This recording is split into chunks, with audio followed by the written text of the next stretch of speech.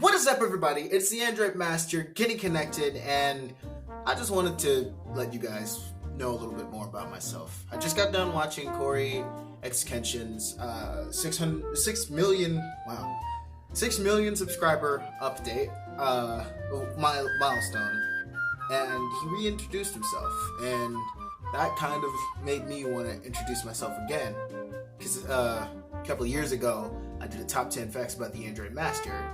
So what I decided to do is make a video, and I wrote this down all in my journal, the top 20 facts about the Android Master. Well, it's not a journal, it's a notebook, but still, yeah. So, you know, I had an epiphany, kind of, sort of, an epiphany. I had kind of a thought process thing going on in my head that I just wanted to just do another top 10 facts about me. So why don't I just do a top 20 facts? So I just was like, yeah, you know what? Yeah, I'll do it. I sat down about an hour, started writing down 20 facts about myself, and here we go. Number 20. I'm from Milwaukee, Wisconsin, but I go to college in Stevens Point. Right now, yes, I'm in the suite of Stevens Point. I'm here for acting, yada yada yada, which is a point that I'm going to come back to later. But you know, it was a really hard process coming here. Scott was really, really awesome. If you guys don't remember him, I'll leave a link in the description, probably here or here, talking about the amazing things that Scott has done for me to get me to this point right now. I haven't talked to Scott in a really long time. I probably should text him or something. But Scott actually helped me transfer here because I went to MATC back in Milwaukee Area Technical College, for my first semester. And then I moved here because this is the school that I really wanted to go to. Another choice that I had was DePaul University. And yeah, that was in Chicago, and that was also one of the best acting schools in America. So I was like, all right. And then a bunch of AMDA. That's in California, and I think New York as well. They got a lot of campuses around America. So yeah, AMDA, they kept contacting me, and they were like, yo, you should come to our school. And I was like, don't get enough money. So I went to Stevens Point, which still, I'm gonna be in debt, but still, hey, at least I'm getting my education, and at least I'm gonna be an actor one day, and all that jazz. Thank you, Scott, for helping me get into this school. I will never forget you. I promise. You were one of the greatest people in my entire life, and I could not be more appreciative. I also have a new roommate. His name is Colin. He's in the other room. He's really cool. Number 19. I am a neutral Marvel and DC fan. Okay, so if you guys know me, this is a thing. for those people that have a life and also don't care about comics and shit like that, I love both Marvel and DC. I just want to tell a story. All right, I don't care I don't pick sides. I do pick sides, kind of, sort of, but I made this a point in a video that I made a couple of, like last year or something like that, while I was doing like ego training and stuff like that. Ego training. Oh man, I forgot to write that down on the list. I'll do an honorable mention. Yeah, I'll do an honorable mention. But if you look around my room, you know, I got these bad boys. I don't know how to, oh, there we go. These bad boys. Sorry, my hand-eye coordination was off. I got a Giant Gemini Man poster, I got the Venom poster, I got all that stuff. And then on this wall, yeah, you guys don't really see this wall a lot, but on this wall, I got the Marvel and DC posters over there, I got Batman family, I got Rambo, I got Taco Bell posters. Basically, I got both a lot of Marvel and DC memorabilia inside of this room right now. This room is like a playground for nerddom. Which brings me to my next point. Number 18, my favorite superhero is Superboy, Connor Kent, and Spider-Man, specifically Spider-Punk. Don't get me wrong, I freaking love the character of Miles Morales. He is an awesome character, but there's something something about Spider-Punk that just screams out, this dude is awesome. Like, don't get me wrong, Miles Morales is an incredible character. His story is really good. His power set is amazing, pun intended. His character development has been some of the best character development that I've seen in a story ever. Like, Miles Morales is such a creative character, and not only that, but the fact that he starts off like not even knowing what his powers is. I'm gonna use Spider-Verse Miles Morales. That's the best interpretation of Miles Morales, besides the comics version, that I've ever seen. Like, I will say the Amazing Spider-Man Miles Morales, he was pretty cool too, but because he was voiced by Donald Glover, obviously. He's one of my favorite actors ever. But, Miles Morales is one of the coolest characters that I've seen. But Spider-Punk, on the other hand, dude, Herbert Brown is so cool. And look, that outfit, I gotta say, super classy, so much style. Dude is awesome. And by the way, the spikes in the mohawk? Come on, you can't go wrong, dude. You can't go wrong with Spider-Punk. Spider-Punk has to be the coolest character that I've seen. The coolest spider character that I've ever seen ever. Like, hands down. Anywho, getting off of that topic before my comments start murdering me, Superboy. Superboy, not a lot of people know who Superboy is. For those of you, again, that have a life, Superboy is Connor Kent. He came back in the 80s? 70s? What year did Superman die? Superman died. They recently remade these movies into like animated movies, which is also another point.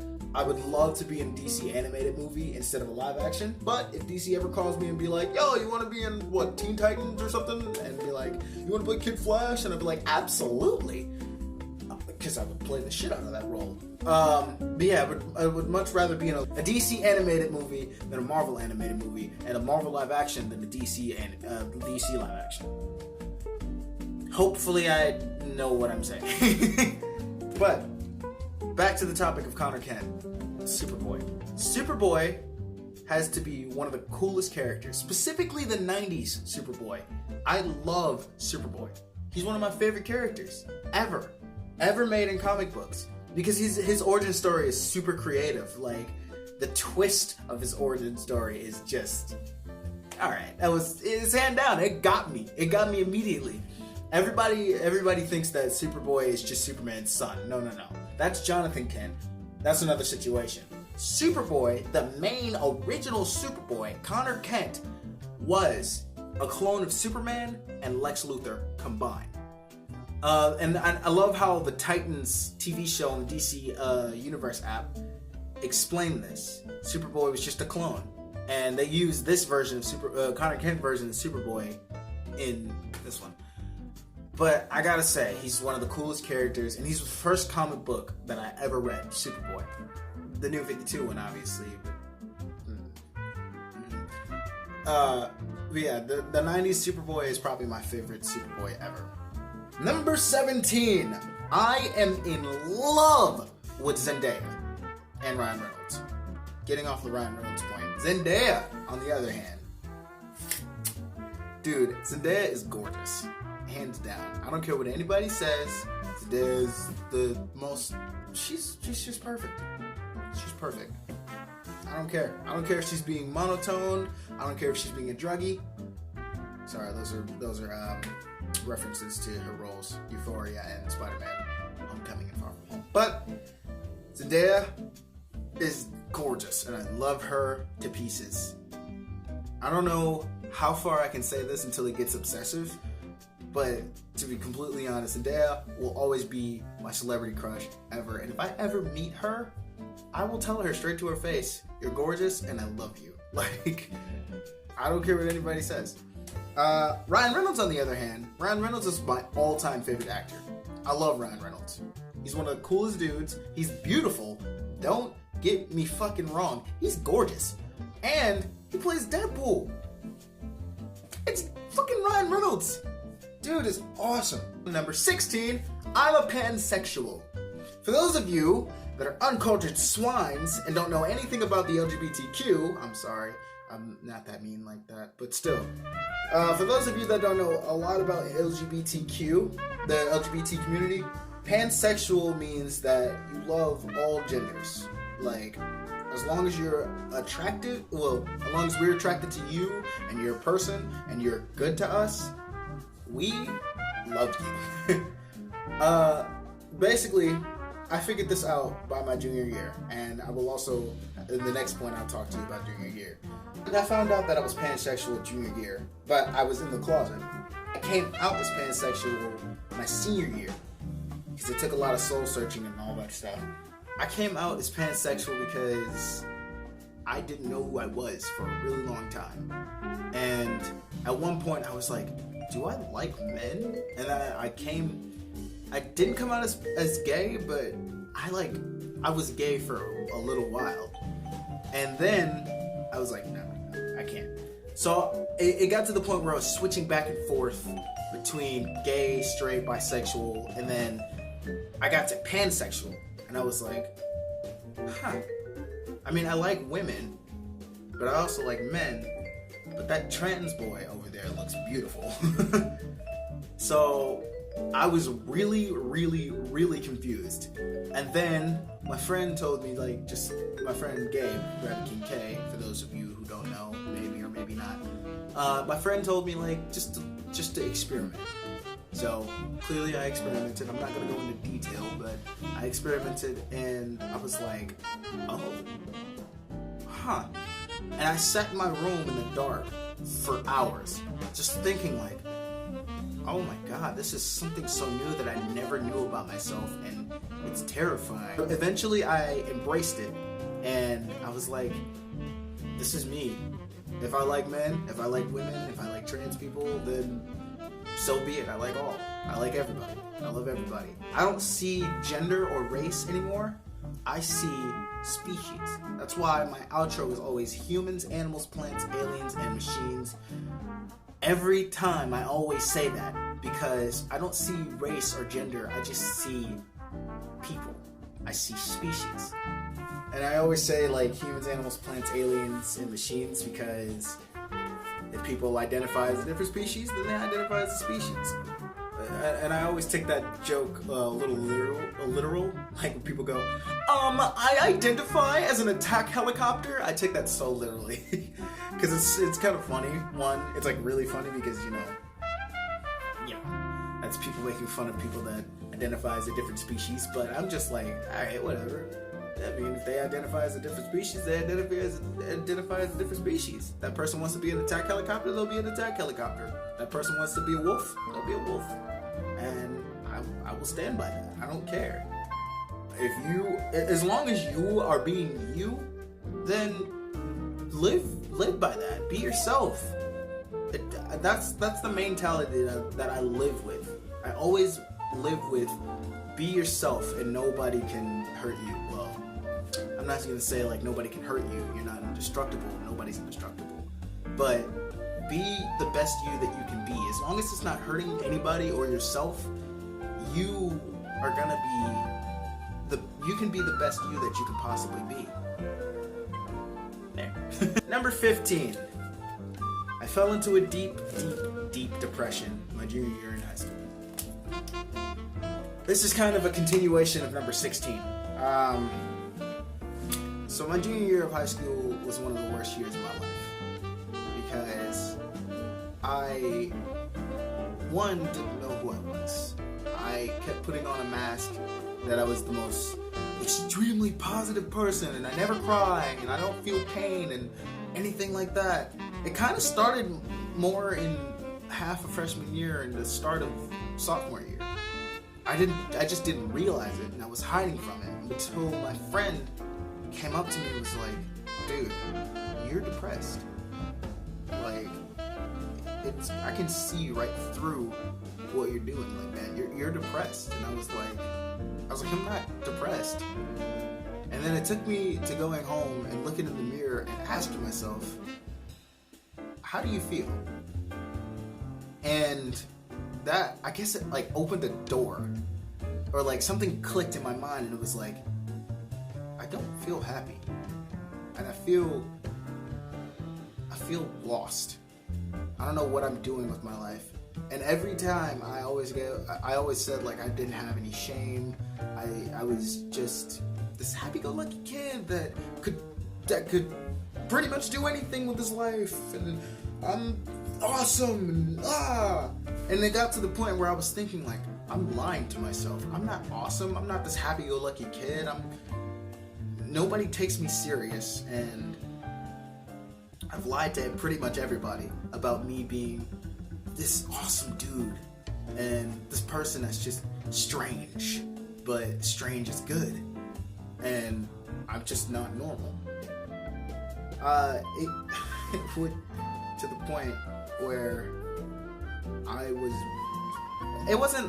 didn't try to kill myself. I don't try to do that. No. I don't do that.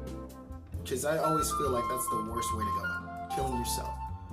But I didn't do self-harm. I just kept bullying myself in my head. Like every day I would wake up and I'd just be like, go back to sleep because you're not worth it. Every day I was like, every time I looked in the mirror I was like, you're just garbage. You're a terrible person. And every day I got deeper and deeper into the depression. And it got to the point where I wanted a girlfriend to cover up a hole in my heart, because like I said, it kind of started in sophomore year when one of the best girlfriends that I've ever had left me for one of my friends. And like she blatantly said it to my face, like, I don't love you anymore and I'm going to him. And he was there and I was like, well, that hurts. So my entire sophomore to junior year, I was just lost and I was in pain and I was searching for somebody to fill the hole in my heart because of that. And oh boy, this is where my horror instincts came in. Because there's a difference between hoe and horror. My hoe instincts came in. I went from girl to girl in my years of sophomore to junior year. And this is where I came up with the term a humph moment. A humph moment, for those of you that don't know me, a humph moment is when you look at somebody and you go, I can see myself with you. They're cute. They're nice. So I would go around and gain a reputation that I was a man slut, and I was a thought, and I was a fuckboy. It got to the point where some of the pretty girls were like, no, you're disgusting, get away from me. Or, ew, you're cheating on your girlfriend. And I'm like, I don't even have a girlfriend. That was that. Yeah, this is also when I met Gabe and Cass. Well, Kyle at the time, but Gabe and Cass, and they were also there for me. So that kind of pushed me away from self-harm and suicide. I mean, they also had anxiety and stuff like that, which also developed with my depression, because you can almost immediately get anxiety with depression. I don't know any cases that have depression but no anxiety, or anxiety but no depression, but I grew anxiety when I got depression, and pretty much everything kind of went downhill from there. But at this time I met Gabe and Cass, and we pretty much started YouTube and stuff like that. So back then, that was also my creative domain, my YouTube channel. So I kind of dug myself out of depression, and I started meditating and stuff like that. Anyways, I kind of sidetracked myself from there. Here's the big point of this entire thing. It was junior year, and it was by the time ACTs was happening. I wasn't focused on anything, like classes or ACTs or anything like that. So my mind was just racing and connecting everything, and it was just like, nah, dude, you're just fucked. You're fucked up, man. It's over. And I met this girl. I don't want to say names. I'll call her Fadiruru. Because guess what? She was the whore of the school. I dated her for 3 months, actually.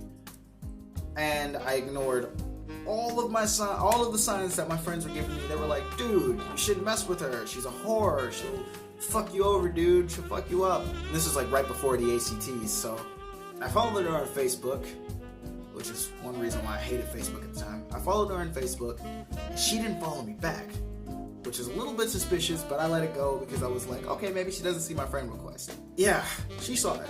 She never replied. It didn't take long for me to go on to her Facebook page and scroll down to see a live she did with her first love. And he was all hugging on her, she was hugging on him, and he was shirtless, and she was in bra and panties, and I was just sitting in my bed, broken. I was like, oh. So, as I was looking at my phone, I squeezed it with pure anger and I threw it. I didn't break it, thankfully, but I threw it and I was just in a lot of pain. And I got to the point where I was like, oh, well, this is stupid. I can't believe I'm wasting my fucking time with this bitch. Yeah, I actually said that. I didn't say it out loud, but I said it. I didn't scream it, but I said it because, I was still living with my mom and she didn't appreciate cursing. She probably won't like this video. I don't even know if she's gonna see this video. I was sitting there like, why the fuck am I wasting my time with this girl? So the next day, I went to her and I was like, I want you to answer this completely honestly. Are you cheating on me? And she answered that question with another question and she was like, why? And I was like, yeah, you're cheating on me. Alright, this is over. And she didn't even react. She was like, okay. And that was it. Like, she was expecting me to break up with her. And then a couple days later, I was like, why didn't anybody tell me this shit?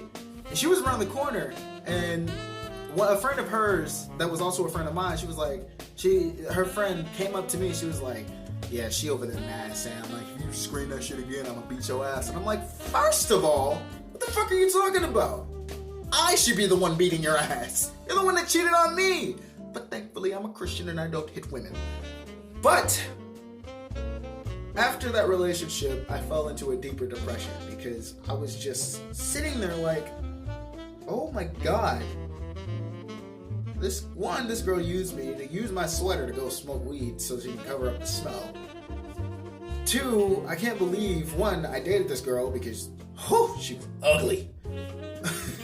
And then 3, I was like, how could I be so fucking stupid? Like, how could I have not... How did, 1, I ignore all of these signs from my friends? 2, I pretty much just threw myself at this girl. I became a... And all that shit was like, dude, like, come on, bro. You could do better than that. Basically, the moral of the story is... Basically, listen to your friends. They're basically warning you about this toxic person. If that person's very toxic to you, listen to your friends. Because they will definitely come in clutch. And also, another moral of the story, don't get blinded by optimism. Because that's exactly what happened to me. I'm not going to say this is the cure to depression, but it certainly does help. Having friends around. Friends are by far like the number one best thing for you when you have depression. Just as long as you don't, like friends that aren't perfect, friends that have gone through another trauma with you, share trauma. I'm not gonna say, I don't know how to make this sound not psychopathic. Friends that have been through things and that can share empathy with you because they've been through things. Friends that have that with you, like that's like the number one thing that you can have when you're in depression. I know the saying, misery loves company, which is kind of true because misery does love company. It's just sometimes you can make other people sad with your sadness, but other times they can make you happy. Laughter is the best medicine, obviously. I just want to say, like, if you ever get into this type of situation, never basically, like, don't ignore your friends. Listen to your friends. Because they definitely have your best interest. Well, depending on the friend. Number 4, kind of a continuation of number 15. There's a lot of these. I am an optimist. I look at everything with a positive outlook. That's what the optimism is. And there's also another thing that I've learned from Jacksepticeye, PMA, positive mental attitude. That doesn't mean think positively about everything, every situation, like a funeral, or I mean, you can think positively about everything. But I look at everything as the cup is half full. That's what optimism is. I'm not saying be happy about literally everything in your entire life, but still think positively about everything. Number 13. I am an extrovert. For all those introverts out there, extroverts are the people that thrive around other people. Yeah. Like, it's not draining, but I mean, it can be draining, but being around other people makes us feel better about ourselves, for lack of a better definition. Being an extrovert is actually one of the most fun things I can possibly have. Fun features that I could possibly have. I love being an extrovert, and I love going everywhere and meeting new people and going to parties and talking to people and stuff like that. And with times like these now, being an extrovert is one of the most unbearable things you could possibly be. But being an extrovert to me is one of the most fun things that I've ever, one of the most fun features that I've ever had. Yeah. Number 12. My dream car is a Mustang. I want one from any era, except for maybe 2002. I want the one Mustang that I've always wanted was a 1985 Mustang. It's a beautiful car. But if there are Mustangs now, I definitely want one of those Mustangs. I can't drive, by the way. Number 11. Oh, jeez. I don't have 11. I guess I gotta make one up. Number 11, my favorite video game is Spider-Man PS4. I played this game on my channel multiple times, and I love it. I love it to pieces. This game is awesome. Yeah, you guys have seen me play Spider-Punk in it too. So. Number 10, I played in 3 movies so far in my life. One movie has not come out yet, but both of the movies are on my channel. Pre-Recorded Arts and Thorn, directed by Shanika Jackson.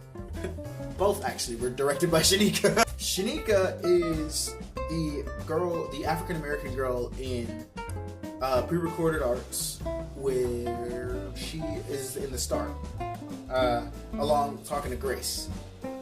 They are 2 of my greatest friends that I have now, and by far, man, I don't know where I would be without them. Shanika actually she was the female best performance major in our high school. That's the senior superlative we got. And I was the male best performance major. I was also class clown.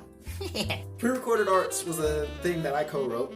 I co-wrote Pre-Recorded Arts. I wrote a few jokes about that. Then there was also Thorn, which was a senior project that we had. And Shanika wanted my friend Jacob actually to play in it. But Jacob was in Chicago at the time, so she was like, hey, you're the understudy, you want to be in this? And I was like, duh! So I played Richard Fredrickson. I came up with that last name from Up. That was one of the best movies that I've ever been in. My favorite scene, if you have not seen it, go check it out. It's I guess I'll put a link in the description. My favorite scene in Thorn was the scene where I was chasing my friend Laura around in the basement, and that was probably one of the most fun scenes that I've ever done. We were down with in the furnace area, so that was a lot of fun. I've never done a chase scene before, so you'll see me with my arms flailing a little bit. But it was that scene, and it was also the surgery scene in Thorn. That was also 2 of my favorite scenes. And in Pre-Recorded Arts, I don't really exactly have a favorite scene, but I guess the sneeze scene was my favorite scene. It was actually kind of the funniest scene in the entire thing.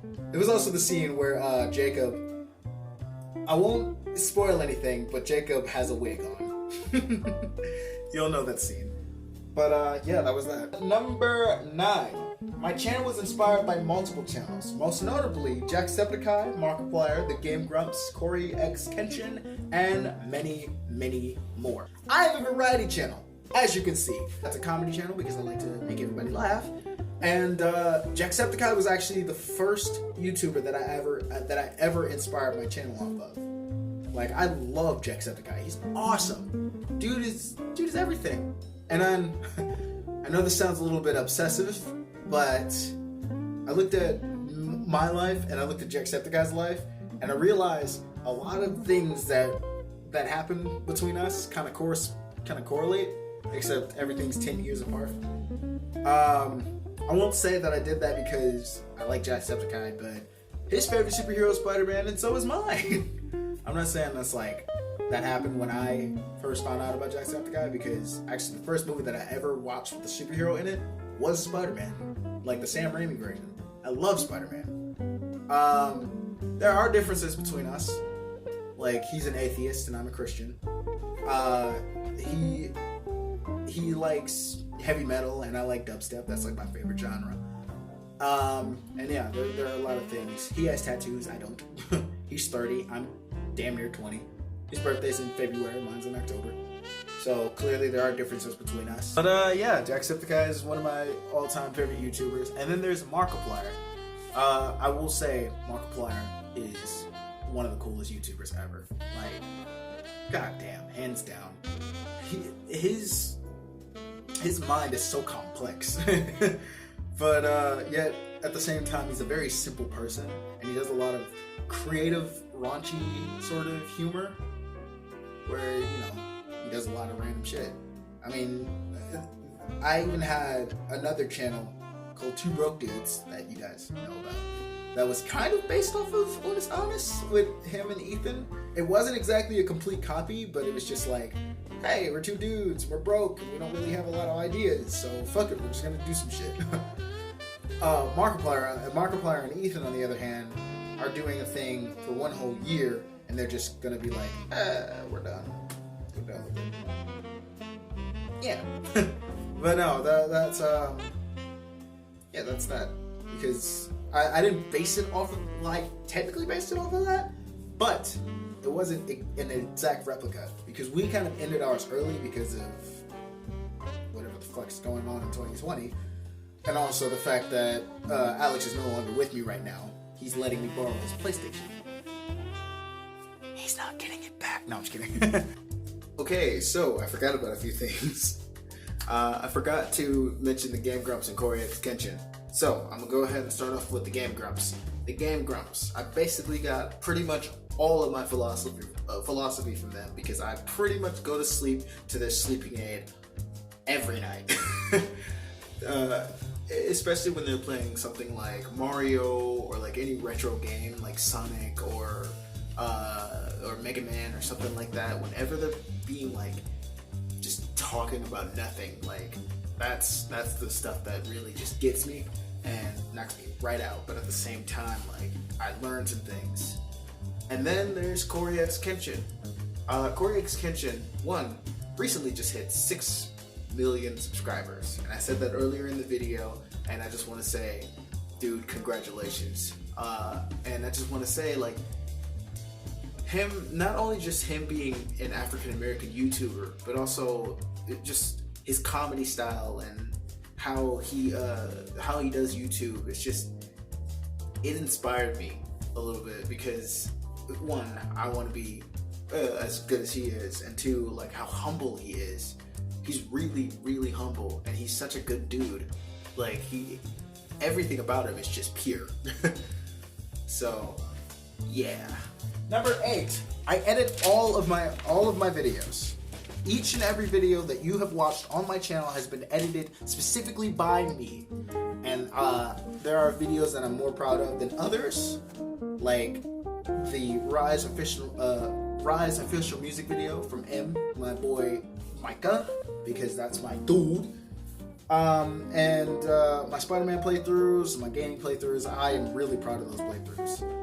Surprisingly enough, my Fortnite playthrough I'm actually a little proud of, because That one took the most editing out of all of my videos. Every video that I've ever made, that one took the most editing that I've ever done, because I, 1, had to find all of the clips, 2, had to time them perfectly, 3, had to add a lot of random stuff to them, and then 4, I also had to put my TikToks in, because those, every time I record a TikTok and like save it to my phone and put it in Power Director with my editing software, the sound kind of shifts a little bit, so that was something. Yeah, I use the editing software Power Director. That up on the YouTubes and the Googles. Number 7. My first YouTube video was a dance video. Everybody knows it. Everybody, I don't know, loves it, hate it, I don't know. My first video, it's a dance video. Funny enough, I danced to Chain Hang Low dubstep remix because I saw Fiction dance to that. And Fiction was always one of my favorite dancers ever, because, god damn, have you seen Fiction dance? Whoo! That man is amazing. Like, his body can move in so many strange maneuvers and stuff like that. So, like, that's just art right there. Fiction's amazing. Not only that, but Nonstop, Ditto, Mad Chad, Yaya Vancouver. Did I just say her name right? I think I said her name right. And so many more dancers. They are all some of my favorite dancers ever, and I love them every chance. I saw this dance group called The Production. I don't know if they still do dance videos or not, but my god. If you guys want to be entertained, look up The Production on YouTube. It should be the first one that you see, and they're really, really, really cool. I love The Production. To number 6, my favorite Pokemon is Pikachu. Yep. My boy! I love him! Mwah!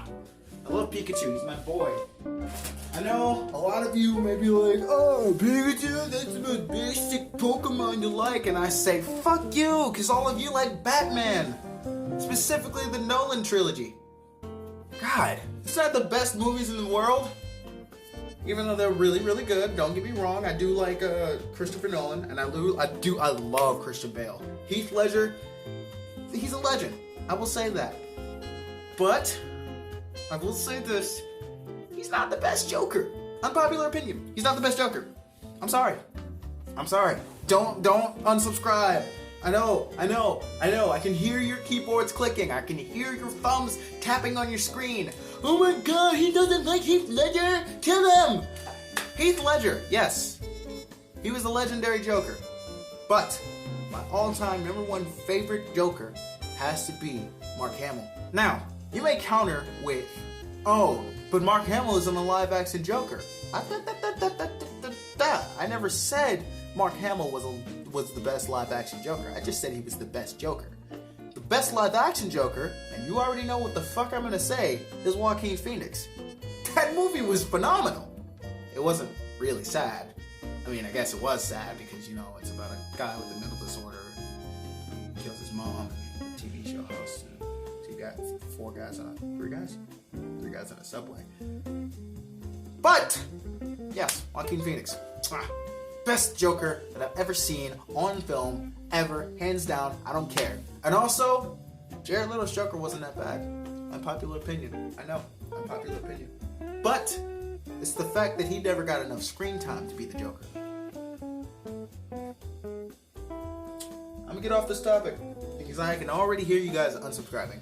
Number 5, my favorite rapper of all time, and this took me a few minutes to think about, was Eminem. Eminem, oh god damn Eminem. Marshall Mathers, Slim Shady, Eminem, you are the greatest rapper. You are the fucking GOAT. I love you because holy motherfucking shit. You dropped the hottest album of 2020. I swear to God, that shit is fucking fire. Dude, fucking Music to Be Murdered By has been by far my all-time favorite album. I've pretty much been obsessed with it ever since it came out.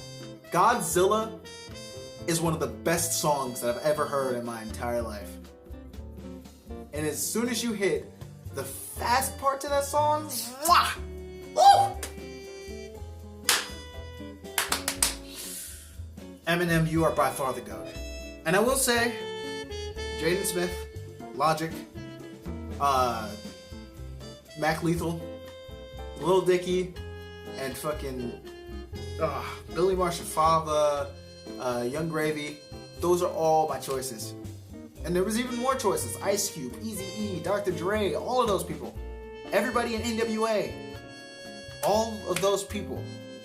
They're good. They're good. They're GOATs. They're all amazing. I love them. Travis Scott, you're up there too. And fucking Post Malone. All of you guys. You guys are all up there. But none of you will surpass the GOAT. Eminem. Man, my comments are going to be fucking thriving right now. But number 4. I am no one-trick pony. Alright? As most of you guys know me, you pretty much already guessed my number 1 spot. But as most of you already know me, you know that I have my talent is one of the biggest things to me. But not only can I do that, but I can also dance, sing, lip sync, beatbox. I'm pretty fucking phenomenal on TikTok. And yeah, I can do pretty good impressions. I'm not gonna do that now because, you know, I want to save my voice for when I'm recording and shit. But yeah, I'm no one-trick pony, boy. I'm amazing. Number 3, my favorite food is meatball subs. I will also enjoy root beer, but nothing can surpass my favorite snack, Doritos. I wish I had a sponsorship, but I don't. And I will also enjoy crack open a good old bottle of Point root beer. But yes, that was my jams right there. But yes, meatball subs. Meatball subs are probably my all-time favorite food of all time. I mean, I will enjoy a bunch of other food. I do like everything, but meatball subs is probably my top favorite food. It's like at least in the top 10. Another food of mine, another favorite food of mine is gyros, or gyros, as most people would say. Wouldn't it be funny if it was gyros? Number 2, and this is also another serious one. I almost quit YouTube. This happened kind of one point in my YouTube when I was about to quit, like during junior year. Okay, so this kind of all happened in the course of a few days. My friend woman. Actually, I don't want to say her name, so I'll say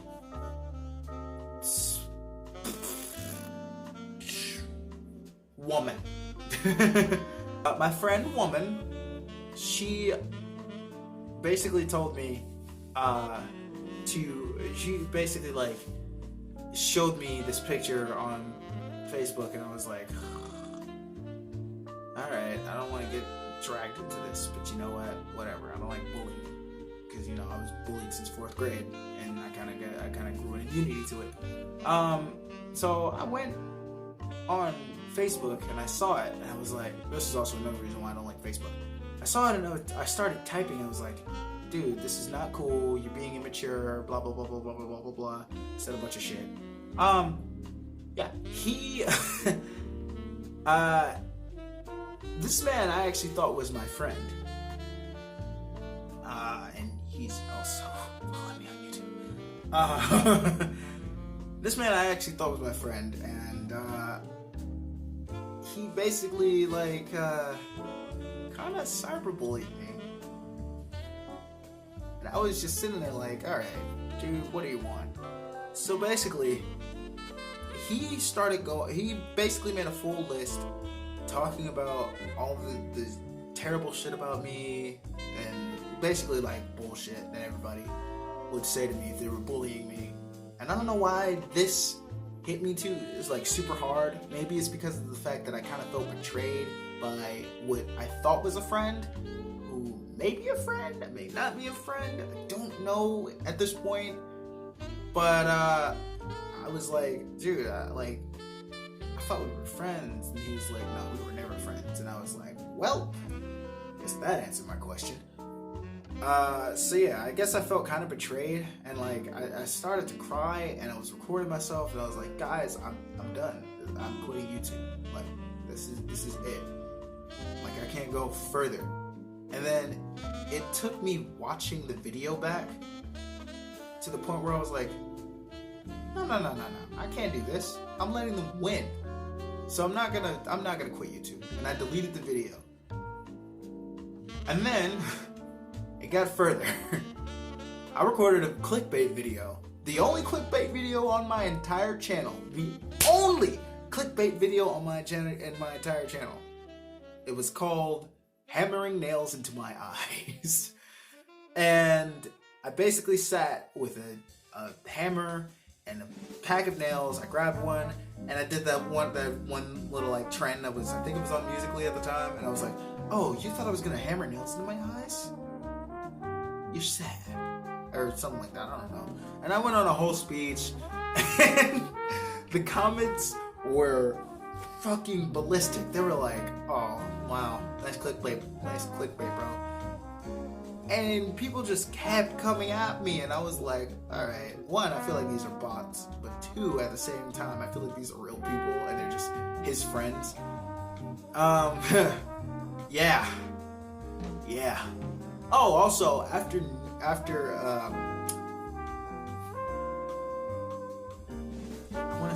don't know. I'll use this old channel, man, Nakusta. After Nakusta came to me and said all that shit, a woman came up to me and texted me, and she was like, so, did you guys talk? And I was like, well, fuck it, I'm just not even gonna talk to you two. The next day I came in to school and I was just like ignoring her and all that shit. And like I was just like done. I was done. I don't like being played with much. Yeah. Moving on to the honorable mentions.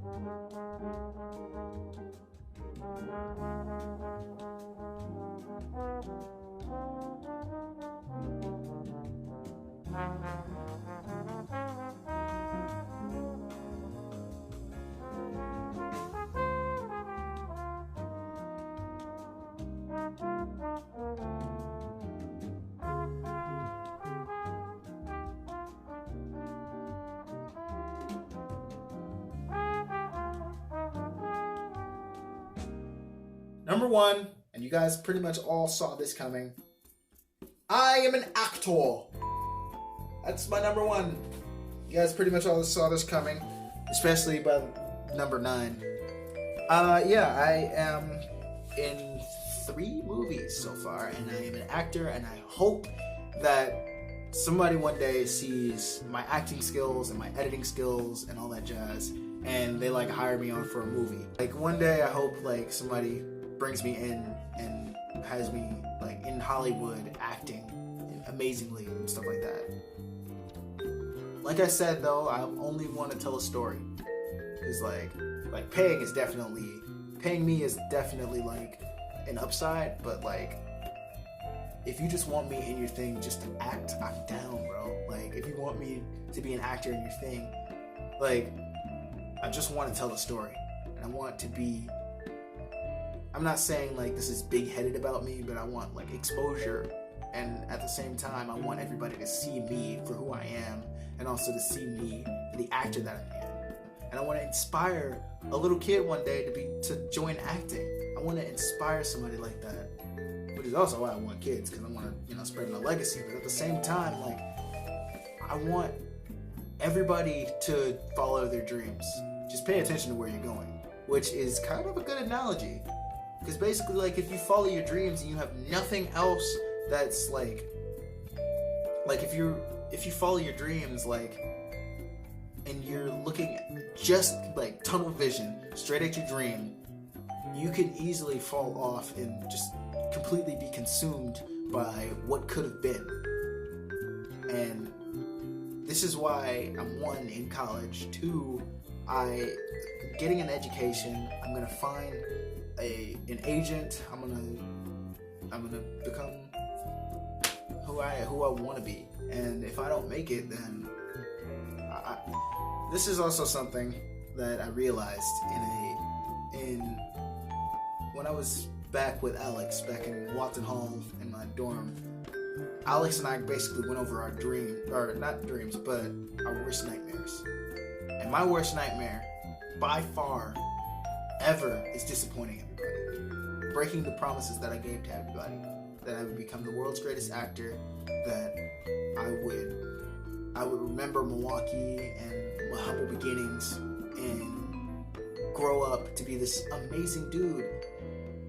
And like always, I'll come back and fix up Milwaukee, fix up Wisconsin, and help and get this place back on the map. Like, I will still be a YouTuber by the time I'm if my dreams come true, by the time I become the world's greatest actor, one of the world's greatest actors, that is. Because I wouldn't say like I'm at the top, the tippy top, because it's lonely at the top. But I will still be doing YouTube. I show no signs of retiring. I'm not retiring YouTube ever. If Dwayne Johnson and Will Smith and Jack Black can do it, then I can do it. How hard can it be? I'm going to make this promise to everybody. I'm going to become an actor. And I'm going to let all 180 of you, by the way, this channel hit 180 subscribers. Thank you very much. I love you guys. My 200 subscribers milestone is just a squint away. I'm going to go to Hollywood and become an actor. And I want everybody to know that I will remember all of this. I don't exactly remember everything that I've done in a YouTube video, but I will remember all of this. I won't forget myself. I won't forget who I am now. Because 10 years from now, I probably will be completely different. I know damn well 2010 Jaden is completely different from 2020 Jaden. I hope you're having a wonderful day, one. And I hope whatever you're going through, you'll get through it. And you keep a strong and positive outlook on the world, you're gonna get through it. We're all gonna get through this. I promise. Well, I hope, at least. If anything personally that you have going on in your life, you will get through it. And if you want to accomplish your dreams, you need to go for it. Just go for it. And as long as it's not hurting anybody or yourself, just go for it. Like Spider-Verse, it's a leap of faith. I read all of my comments. And every comment, I'm like, I will tell you, like, I don't know exactly what to tell you, but trust me, like, I read all of my comments and I will do my best to reply to all of my comments. But trust me, I will even make a video for it. But if you're going through something, it's best to tell somebody. Like if you're going through depression, or if you're being bullied, or if you are kind of in the same specific predicament as I was back in junior year, then just my best option is to tell an adult and surround yourself with a lot of friends. Not saying that your friends are the main people that will make you happy, but if you do that, I promise your personality will change from being sad to being happier. And I'm not an authority on this type of situation, but I will say that it has definitely helped me. Without my friends, I probably wouldn't even be doing YouTube right now. You can thank Rabbit King Gabe for that. Gabe, I'm talking to you, Gabe. But yeah, if I didn't have my friends, I probably would not be the person that I am now. I just want everybody here to know that I'm here for you. Seriously. I really am. And your friends are there for you. And hopefully your family's there for you. So, without further ado, thank you guys so much for watching this video. If you liked it, tap that like button in the face and punch that subscribe button. And I will see all you humans, animals, plants, aliens, and machines in the next video. Au revoir.